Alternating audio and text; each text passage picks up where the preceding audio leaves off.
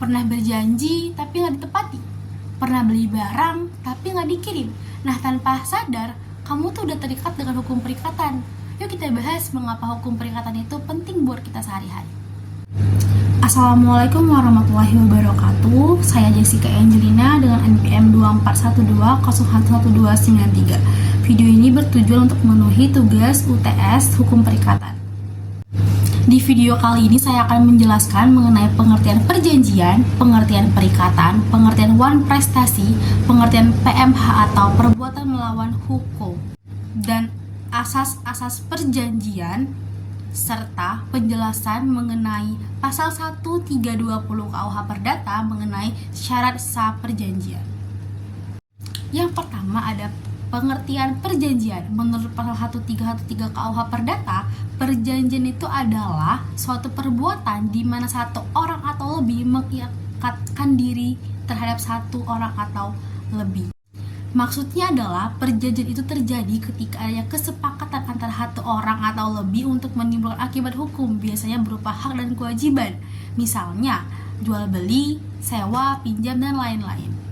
Yang kedua ada pengertian perikatan. Menurut pasal 1233 KUH Perdata, tiap-tiap perikatan lahir baik karena perjanjian maupun karena undang-undang. Maksudnya, perikatan adalah hubungan hukum antara kreditur atau pihak yang berhak menuntut dan debitur, pihak yang berkewajiban memenuhi prestasi. Perikatan bisa timbul dari perjanjian, misalnya kontrak jual beli atau undang-undang, misalnya tanggung jawab karena perbuatan melawan hukum atau PMH. Yang ketiga ada wan prestasi. Wan prestasi adalah ingkar janji, yaitu ketika pihak dalam perjanjian tidak memenuhi atau lalai melakukan kewajiban. Bentuk-bentuk wan prestasi itu yang pertama, tidak melaksanakan prestasi sama sekali. Yang kedua, melaksanakan prestasi tapi tidak sesuai dengan perjanjian. Yang ketiga, terlambat melaksanakan prestasi. Yang keempat atau yang terakhir, melakukan sesuatu yang dilarang oleh perjanjian. Akibat hukumnya, pihak yang melakukan prestasi wajib mengganti kerugian menurut pasal 1234 KUH Perdata. Yang keempat ada perbuatan melawan hukum atau disingkat dengan PMH. Menurut pasal 1365 KUH Perdata, tiap perbuatan yang melanggar hukum dan membawa kerugian kepada orang lain mewajibkan orang yang karena salahnya menerbitkan kerugian itu mengganti kerugian tersebut. PMH adalah tindakan seseorang yang pertama bertentangan dengan hukum baik tertulis maupun tidak tertulis. Yang kedua, menimbulkan kerugian bagi orang lain. Yang ketiga, dilakukan dengan kesalahan, sengaja atau lalai. Yang keempat, ada hubungan sebab akibat antara perbuatan dan kerugian. Contohnya seperti merusak barang milik orang lain, menyebarkan fitnah dan lain-lain. Yang kelima ada opermah atau keadaan memaksa. Opermah adalah keadaan memaksa yang membuat seseorang tidak dapat memenuhi prestasinya karena hal di luar kekuasaannya. Menurut pasal 1244 dan 1245 KUH Perdata, debitur tidak wajib membayar ganti rugi jika pertama, tidak melaksanakan perjanjian karena keadaan memaksa. Kedua, tidak ada unsur kesalahan. Ketiga, tidak ada ikatan buruk. Contoh, bencana alam, perang, kebakaran besar, wabah, atau kebijakan pemerintah yang tidak bisa diperkirakan sebelumnya. Yang keenam ada asas-asas perjanjian. Beberapa asas penting dalam hukum perjanjian di Indonesia. Yang pertama ada asas kebebasan berkontrak. Para pihak bebas membuat, menentukan isi, bentuk, dan pihak dalam perjanjian menurut pasal 1338 ayat 1 KUH Perdata. Yang kedua ada asas konsensualisme.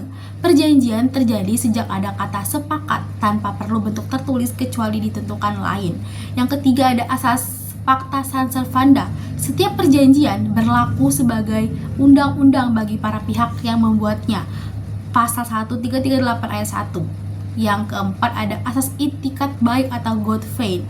Perjanjian harus dilaksanakan dengan itikat baik menurut pasal 1338 ayat 3. Yang kelima ada asas kepribadian. Perjanjian hanya mengikat para pihak yang membuatnya menurut pasal 1315 dan 1340. Selanjutnya ada asas keseimbangan. Kewajiban dan hak antara para pihak harus seimbang dan tidak merugikan salah satu pihak. Yang ketujuh, mengenai penjelasan isi pasal 1320 KUH Perdata mengenai syarat sah perjanjian. Menurut pasal ini, syarat sah perjanjian, untuk sahnya suatu perjanjian diperlukan 4 syarat. Yang pertama adalah kesepakatan mereka yang mengikatkan dirinya. Yang kedua, cakap untuk membuat suatu perjanjian. Yang ketiga, suatu hal tertentu. Yang keempat, sebab yang halal. Jenis syarat uraian akibat hukum jika tidak terpenuhi. Jika kesepakatan tidak terpenuhi, ada persesuaian kehendak tanpa paksaan, kehilapan atau penipuan. Yang kedua, cakap hukum. Jika cakap hukum tidak terpenuhi, pihak harus dewasa dan tidak berada di bawah hukum, dapat dibatalkan demi hukum. Yang ketiga, objek tertentu atau suatu hal tertentu. Objek perjanjian jelas dan dapat ditentukan, batal demi hukum. Sebab yang halal. Tujuan perjanjian tidak boleh bertentangan dengan hukum atau ketertiban umum, batal demi hukum. Ternyata perikatan itu bukan hanya hukum ya, tetapi juga bagian penting dari kehidupan kita sehari-hari. Semoga kalian paham dengan penjelasan saya sampaikan. Terima kasih. Wassalamualaikum warahmatullahi wabarakatuh.